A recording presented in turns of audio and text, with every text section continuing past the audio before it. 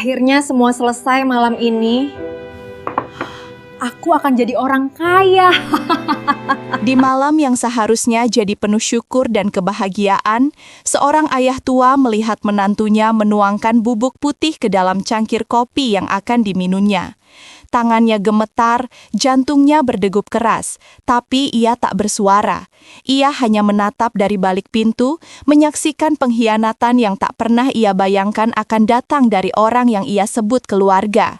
Dan malam itu, cangkir kopi berisi racun itu berpindah tangan. Namun siapa yang akhirnya meneguknya? Halo semuanya, selamat datang di channel Mager Ngomong, tempat di mana kata menjadi makna dan makna menyentuh jiwa. Karena setiap kisah punya pesan dan setiap pesan bisa membuka hati yang mendengarnya. Jadi, luangkan waktumu sejenak, temukan tempat ternyamanmu.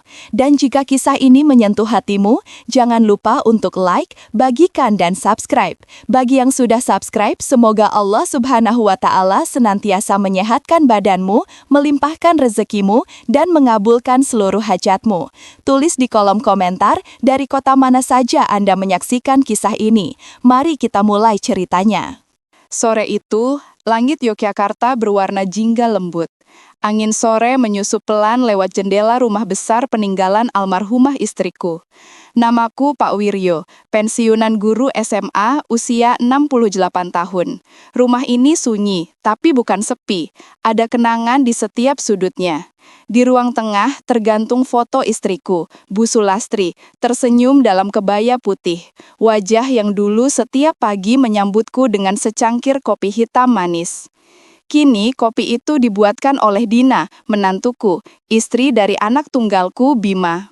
Setiap pagi, Dina selalu datang ke dapur dengan langkah ringan, rambutnya disanggul rapi dan senyum manis yang tampak sempurna. Tapi entah mengapa, setiap kali matanya menatapku, aku selalu merasakan sesuatu yang aneh, ada dingin di balik senyum itu.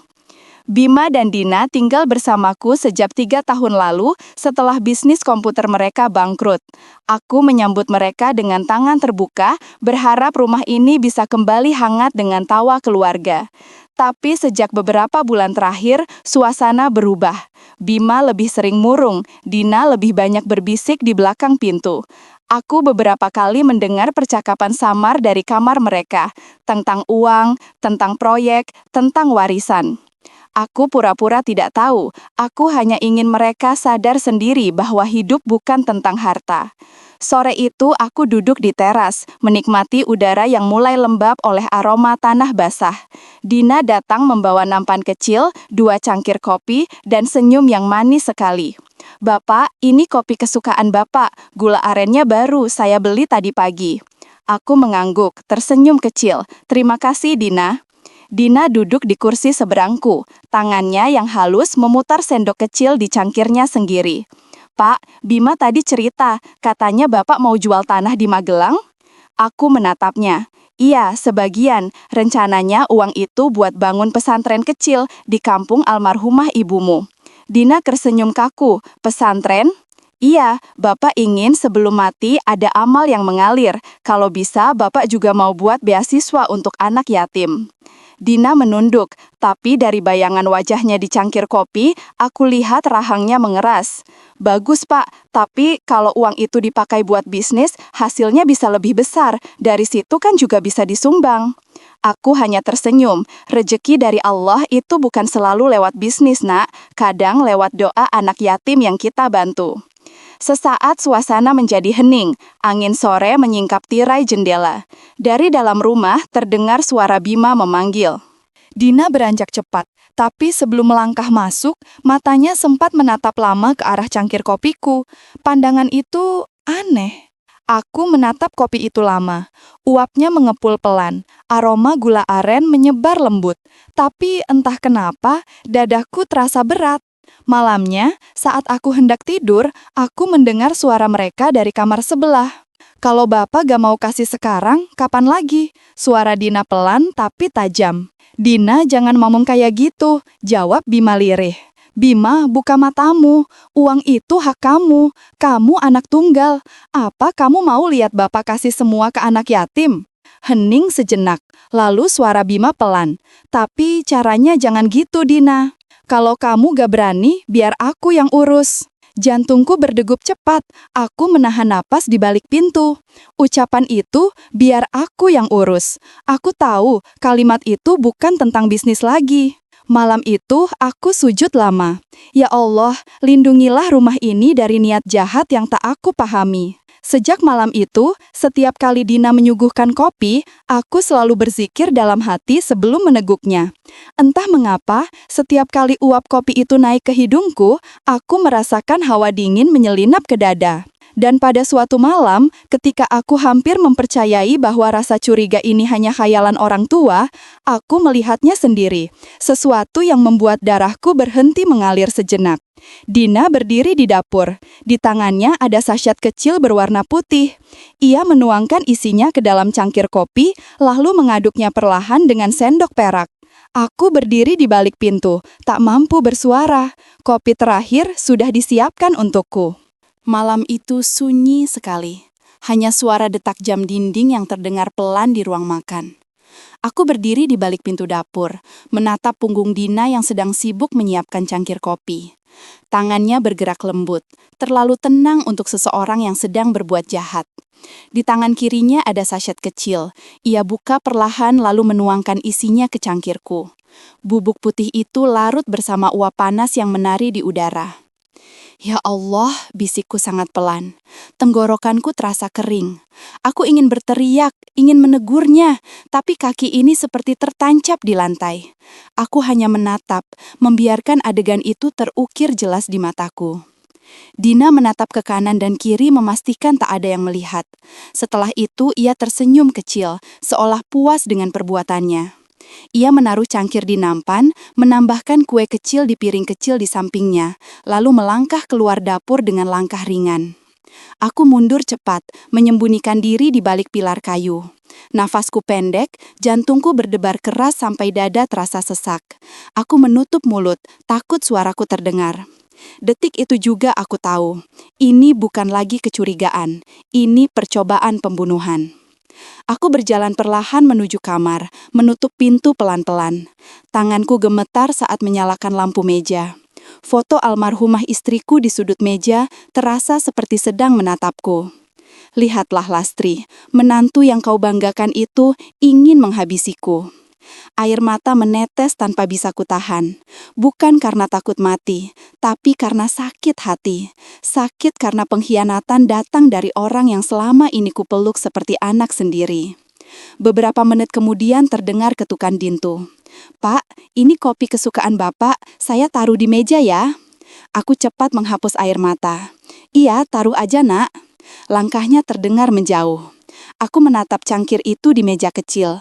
Uapnya masih mengepul lembut, aromanya menggoda seperti biasa. Tapi kini, aku tahu di balik aroma itu ada niat buruk yang tersembunyi. Aku duduk di kursi menatap kopi itu lama. Seakan sedang menatap ajal yang datang dalam bentuk cairan hangat. Aku menunduk, berzikir pelan. Allah, kalau ini memang waktuku, maka terimalah aku dalam ridho-Mu. Tapi kalau masih ada rahasia di balik ini, tunjukkanlah. Angin malam berhembus lewat jendela, menyingkap tirai tipis yang bergoyang perlahan. Saat itu aku tahu, aku tidak boleh diam. Aku harus mencari tahu seberapa dalam niat jahat ini. Aku mengambil kamera CCTV kecil yang kupasang di dapur beberapa bulan lalu saat pernah kehilangan dompet. Aku membuka rekaman malam ini. Dan benar saja, wajah Dina tertangkap jelas. Gerak tangannya, sachet kecil itu, semuanya terekam. Tidak ada lagi yang bisa dibantah. Pagi harinya, aku bertindak seolah tak terjadi apa-apa. Dina masih tersenyum, menyapaku dengan suara lembut. "Selamat pagi, Pak. Kopinya mau saya buatkan lagi?" Aku menatapnya dan tersenyum kecil. "Tidak usah, Nak. Bapak mau teh aja pagi ini." Sekilas, kulihat ada perubahan di wajahnya, seolah kecewa. Tapi ia cepat menutupi dengan tawa kecil. "Baiklah, saya buatkan teh hangat." Aku menatap punggungnya yang menjauh ke dapur. Dari jendela, aku melihat Bima keluar membawa map biru. Ia tampak terburu-buru menuju garasi. "Bim, mau kemana?" tanyaku. "Mau ketemu investor, Pak. Doain ya, biar lancar." Aku mengangguk, tapi di matanya ada sesuatu yang ganjil. Tatapan yang tak bisa kuartikan, antara gelisah dan takut. Setelah Bima pergi, aku duduk di ruang tamu sambil menatap keluar jendela. Dina masih di dapur, terlihat sedang menelpon seseorang. Suaranya pelan tapi cukup jelas terdengar. "Tenang aja, dia pasti minum malam ini. Aku udah siapkan semuanya." Nafasku tercekat. Suara itu membuat seluruh tubuhku bergetar. Aku berdiri cepat, tapi kemudian aku menahan diri. Tidak, aku tidak boleh gegabah.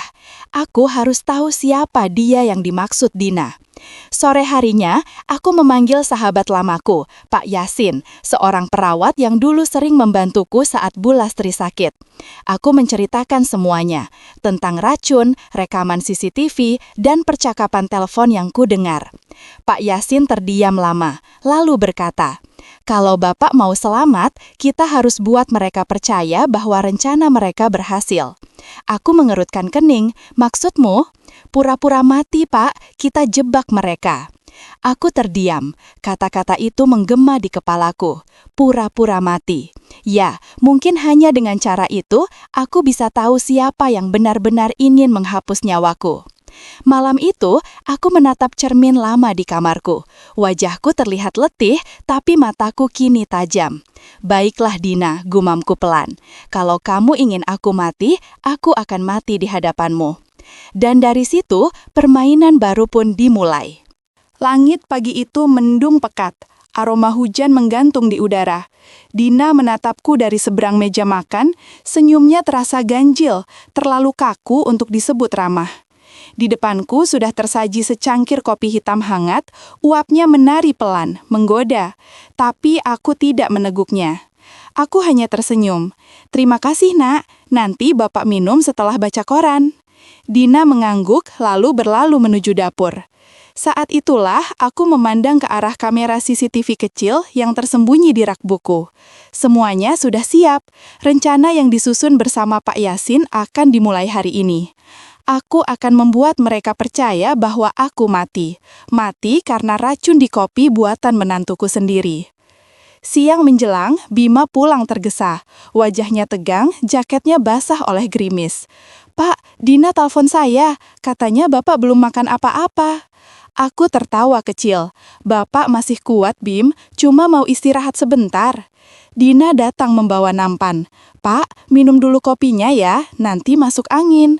Kata-katanya terdengar manis, tapi di telingaku seperti bisikan iblis. Aku pura-pura patuh, mengambil cangkir itu, meneguk satu kali, lalu menghela nafas panjang. Kopi itu pahit, sangat pahit, tapi bukan karena gula yang kurang. Dina tersenyum kecil. "Nah, gitu dong, Pak." Aku menatapnya dalam-dalam sebelum menjawab pelan. "Terima kasih, Dina, kopinya enak sekali." Ia tak tahu bahwa racun itu tak akan membunuhku, karena aku sudah menukar cangkirnya semalam dan yang kuteguh kini hanyalah kopi biasa yang kusiapkan sendiri. Racun itu masih tersisa di cangkir lain, siap jadi bukti nanti. Malamnya, seperti yang sudah direncanakan, aku berpura-pura sakit. Tubuhku gemetar, nafasku berat. Dina berlari panik ke kamar sambil berteriak memanggil Bima. "Mas, cepat, Bapak kenapa ini?" Bima datang tergesa, wajahnya pucat. "Pak, Bapak kenapa?" Aku hanya menggeliat pelan, berpura-pura pusing. Lalu dengan suara lemah, aku berbisik, "Bima, jaga dirimu." Setelah itu, aku menjatuhkan tubuhku di atas kasur, mataku terpejam, dan nafas sengaja kutahan beberapa detik. Jeritan Dina terdengar menggema di seluruh rumah. "Allah, Bapak, Bapak!" Tangis pura-puranya begitu meyakinkan, bahkan membuat tetangga berdatangan. Dalam waktu 2 jam, kabar kematianku menyebar ke seluruh gang. Ambulans datang, jenazahku dibawa, dan dunia pun mengira aku telah tiada. Namun di ruang jenazah rumah sakit, Pak Yasin sudah menungguku. "Semua berjalan lancar, Pak. Dina percaya Bapak sudah mati, Pak," katanya sambil membuka mataku pelan. Aku mengangguk lemah. Sekarang, biarkan mereka menunjukkan wajah asli mereka. Malam itu, aku disembunyikan di rumah kecil milik Pak Yasin di daerah Bantul. Dari sana, aku mengikuti setiap kabar yang datang lewat tetangga dan sahabatku Pak Dharma. Kabar pertama datang 2 hari setelah pemakaman palsu. Dina dan Bima mulai membicarakan warisan.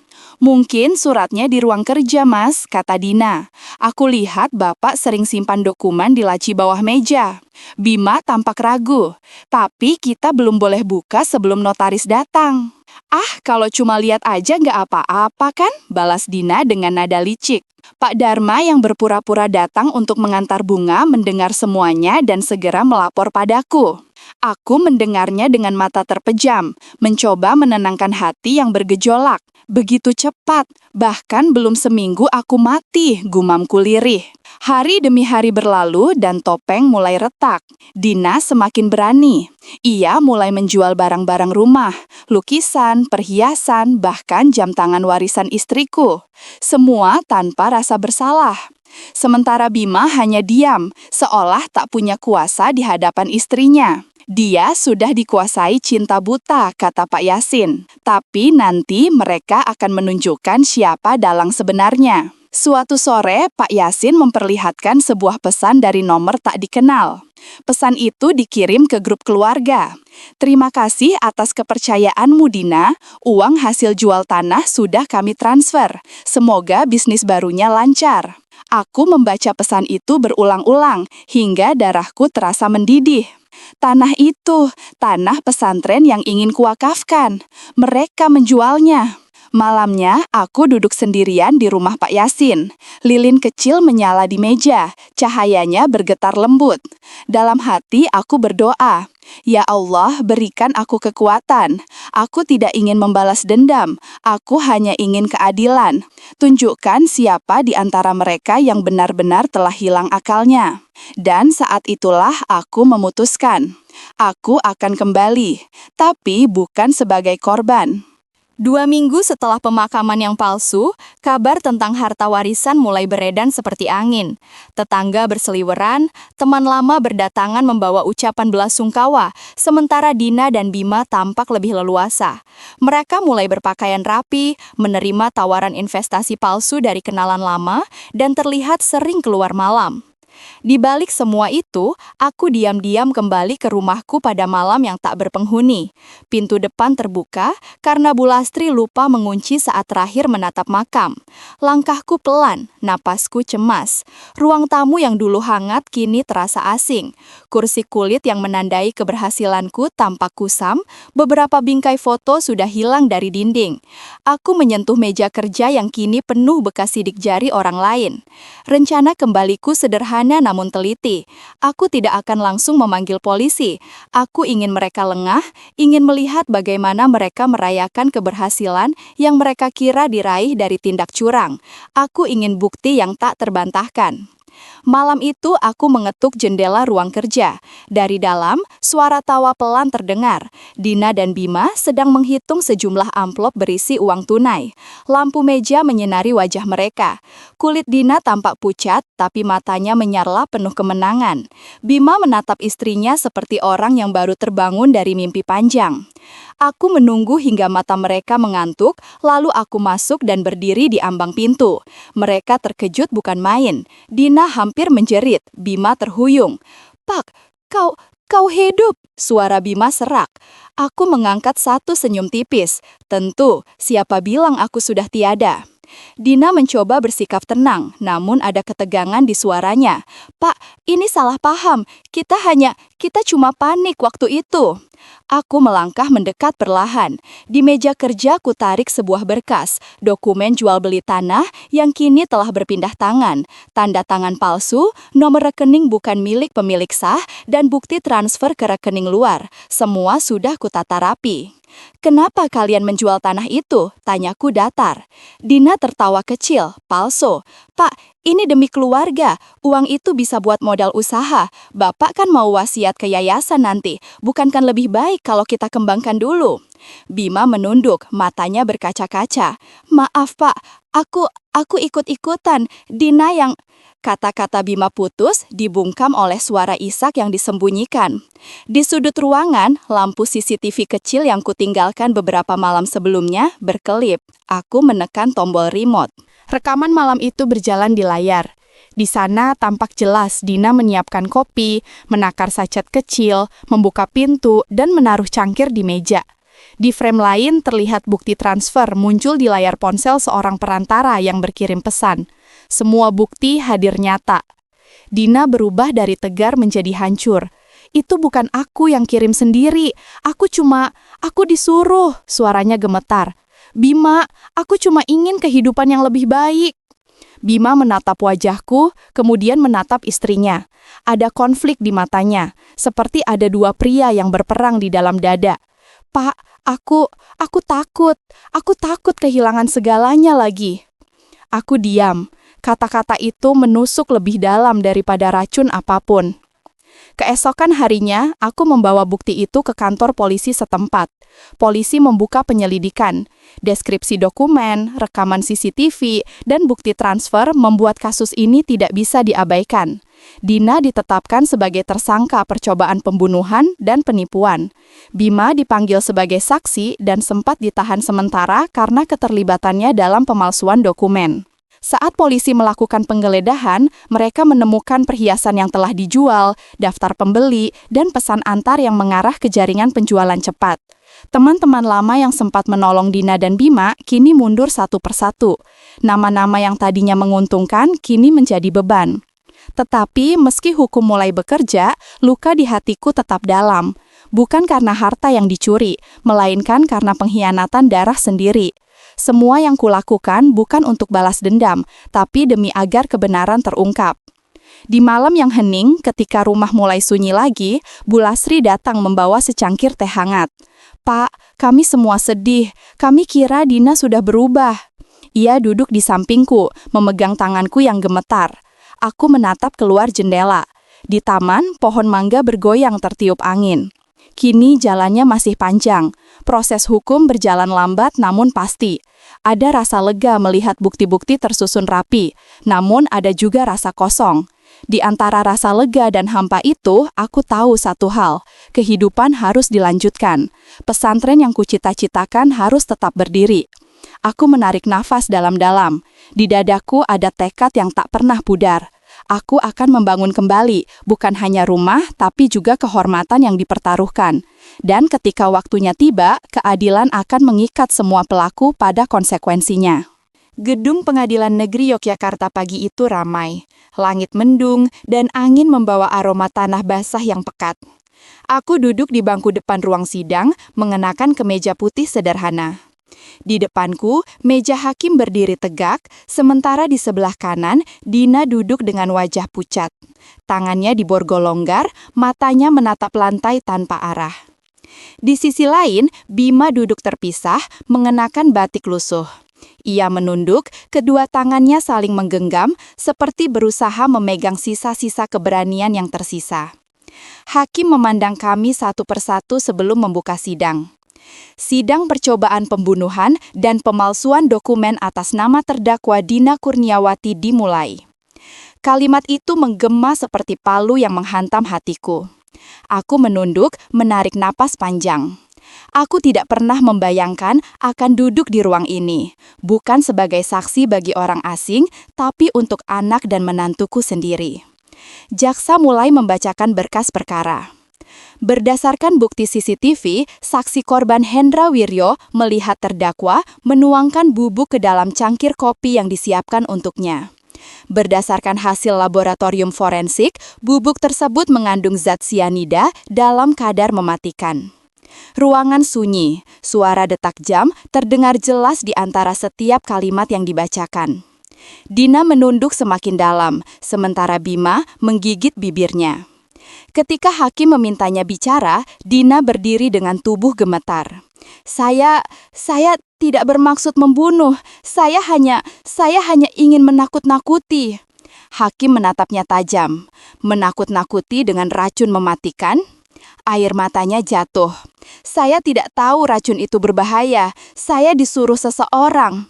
Semua mata menatap ke arahnya. "Siapa yang menyuruh?" tanya hakim. Dina diam lama. Tatapannya perlahan bergeser ke arah Bima.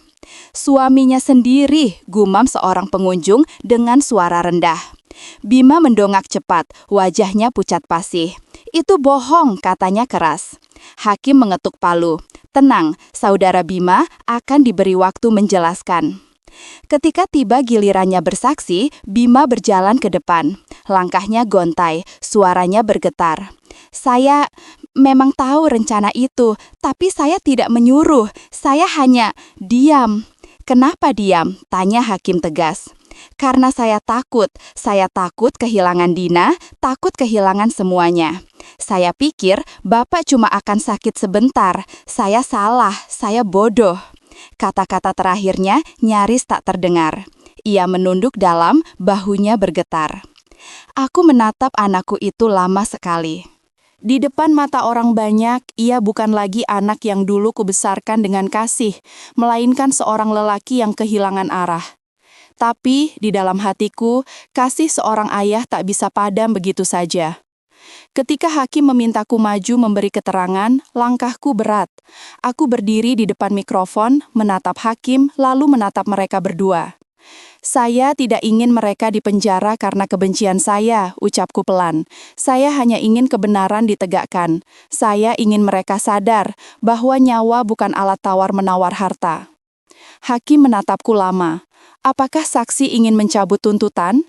Aku menggeleng pelan. "Tidak, tapi saya juga tidak ingin mereka dihukum tanpa pengampunan. Biarlah hukum berjalan, dan biarlah hati mereka disadarkan oleh Allah." Suasana ruang sidang hening. Beberapa orang terisak pelan di kursi belakang. Hakim menunduk, mengetuk palu 3 kali. Majelis menunda sidang 1 minggu untuk putusan akhir. Ketika aku berjalan keluar dari ruang sidang, Bima memanggilku lirih. "Pak." Aku berhenti tapi tak menoleh. "Maafkan aku, Pak," suaranya pecah. Aku sudah kehilangan semuanya." Aku menutup mata sejenak, lalu berkata tanpa menengok, "Kamu kehilangan bukan karena takdir, Bim, tapi karena kamu membiarkan keserakahan mengambil alih imanmu." Aku melangkah pergi meninggalkannya berdiri sendirian di koridor yang dingin. Malam itu aku kembali ke rumah. Hujan turun pelan, membasahi halaman yang dulu penuh tawa. Di ruang tamu, aku menatap foto lama. Aku, Bima, dan almarhumah Lastri di depan rumah. Semuanya tersenyum bahagia. "Dulu kita keluarga yang sederhana tapi penuh cinta," gumamku lirih. Air mataku jatuh membasahi bingkai foto itu. Esoknya, Pak Yasin datang membawa kabar. "Putusannya sudah keluar, Pak. Dina divonis 7 tahun, Bima 2 tahun percobaan." Aku mengangguk pelan. Tak ada sorak, tak ada lega, hanya rasa kosong yang panjang. Sore itu, aku duduk di teras, menatap langit yang mulai jingga. "Mungkin ini bukan akhir," bisikku. "Mungkin ini cara Allah menegur kita semua." Dan di dalam hening itu, untuk pertama kalinya setelah lama, aku merasa ingin memaafkan, tapi belum tahu bagaimana caranya. Waktu berjalan pelan setelah sidang itu. Hari-hariku kembali sepi, hanya diisi oleh bunyi azan, zikir, dan halaman rumah yang mulai ditumbuhi rumput liar. Aku mencoba menjalani hidup seperti biasa, meski di dalam hati masih ada bekas luka yang belum sembuh. Setiap pagi aku membuat teh sendiri, bukan kopi. Sejak malam racun itu, aroma kopi membuat dadaku terasa sesak. Aku lebih suka teh melati hangat yang aromanya lembut dan menenangkan. Kadang aku duduk lama di teras, menatap jalan kecil di depan rumah. Disitulah dulu Bima sering duduk sambil mengobrol dengan ibunya saat kecil. Bercerita tentang cita-cita ingin jadi insinyur. Sekarang, bayangan itu hanya tinggal kenangan. Suatu sore Pak Yasin datang, membawa amplop coklat dari petugas lapas perempuan. "Ini dari Dina, Pak," katanya hati-hati. Dia minta Bapak membacanya sendiri. Aku diam lama menatap amplop itu. Tanganku gemetar. Setelah beberapa menit, aku membuka perlahan. Di dalamnya ada 3 lembar kertas yang sudah kusut, dengan tulisan tangan rapi tapi bergetar. "Pak Wiryo, saya tahu tidak ada kata yang cukup untuk meminta maaf atas apa yang sudah saya lakukan. Saya tidak bisa tidur setiap malam. Setiap kali menutup mata, saya teringat wajah Bapak yang jatuh di kursi malam itu. Dan saya berharap itu semua hanya mimpi. Saya tidak mau membenarkan diri. Saya serakah. Saya ingin harta yang bukan milik saya. Tapi, yang paling menyakitkan, saya kehilangan Bima. Dan kehilangan kepercayaan dari orang yang dulu menganggap saya seperti anak sendiri. Di penjara ini, saya banyak belajar. Setiap pagi, saya membantu ustazah membersihkan musola kecil di blok wanita. Saya mulai belajar mengaji lagi. Saya baru paham arti sabar dan ridho yang dulu sering Bapak ucapkan. Setiap kali memegang sapu dan melihat debu berjatuhan, saya merasa itu seperti dosa-dosa saya yang sedikit demi sedikit disapu oleh waktu. Tapi, tidak akan pernah hilang sepenuhnya sebelum Bapak memaafkan saya. Saya tidak berharap bebas, Pak. Saya hanya berharap Allah memaafkan saya dan Bapak pun memaafkan saya. Kalau suatu hari saya keluar dari sini, saya ingin mengabdi di pesantren yang Bapak impikan. Biar saya menebus dosa dengan kerja, bukan kata-kata. Terima kasih karena Bapak tidak membiarkan saya mati dalam dosa yang terus saya tutupi. Terima kasih sudah menunjukkan arti hidup yang sesungguhnya. Dina. Aku menutup surat itu pelan. Dada ini terasa sesak, seperti dipenuhi udara yang berat. Aku menatap keluar jendela, menatap langit senja yang berwarna oranye keemasan. Dalam hati, aku tak tahu apakah harus menangis atau bersyukur. Beberapa hari kemudian, surat lain datang. Kali ini dari Bima. Tulisan tangannya berantakan, tapi aku mengenali setiap lekuk hurufnya. Pak, aku sudah mendengar Dina menulis surat pada Bapak. Aku juga ingin menulis. Aku tahu aku pengecut. Aku tahu aku membiarkan orang yang aku cintai hampir membunuh ayahku sendiri. Tapi, aku ingin Bapak tahu setiap hari aku menyesal. Aku kehilangan pekerjaan, kehilangan teman, dan yang paling menyakitkan, aku kehilangan wajah untuk menatap Bapak. Aku sering lewat depan rumah, tapi tidak berani mengetuk. Aku hanya berdoa dari jauh agar Bapak sehat dan tenang. Kalau suatu hari nanti Bapak mau, izinkan aku pulang. Bukan untuk minta harta, tapi untuk belajar jadi anak yang Bapak harapkan dulu. Aku membaca surat itu berkali-kali. Di setiap barisnya, aku bisa merasakan penyesalan yang tulus, meski luka itu belum bisa kututup sepenuhnya. Malam itu aku berdoa lama sekali. Ya Allah, aku manusia lemah. Aku marah, aku kecewa, tapi aku tidak ingin membawa kebencian ini sampai mati. Jika Engkau kehendaki, lembutkanlah hati mereka dan tenangkanlah hatiku. Hari berganti minggu, aku mulai sibuk kembali dengan rencana pesantren. Tanah yang dulu hampir hilang, kini sudah kembali atas namaku. Aku menamai tempat itu Pesantren Cahaya Hati, sesuai doa istriku dulu. Di sanalah aku menghabiskan waktu, mengajar anak-anak yatim membaca Al-Quran. Setiap kali melihat wajah polos mereka, aku merasa luka di hatiku sedikit demi sedikit sembuh. Suatu pagi, seorang santri kecil bertanya padaku, "Pak, kenapa pesantren ini namanya Cahaya Hati?" Aku tersenyum, karena cahaya yang paling terang bukan datang dari lampu, Nak, tapi dari hati yang pernah gelap lalu memilih untuk kembali terang. Di hari itu juga, aku mengirim surat balasan ke lapas wanita dan satu lagi ke alamat kos sederhana di mana Bima tinggal. Aku tidak menulis panjang, hanya satu kalimat untuk keduanya. Aku belum bisa melupakan semuanya, tapi aku memilih memaafkan. Karena amarah tidak akan menyembuhkan, hanya cinta yang akan menuntun pada penyesalan yang benar. Setelah surat itu kukirim, dada terasa lebih ringan. Aku tahu perjalanan ini belum selesai, tapi setidaknya aku sudah memulai langkah menuju ketenangan. Sore itu, matahari tenggelam perlahan di balik sawah. Angin membawa suara azan maghrib dari kejauhan. Aku tersenyum kecil menatap cangkir teh di tanganku. Cangkir yang sama, tapi isinya kini bukan racun, melainkan ketenangan.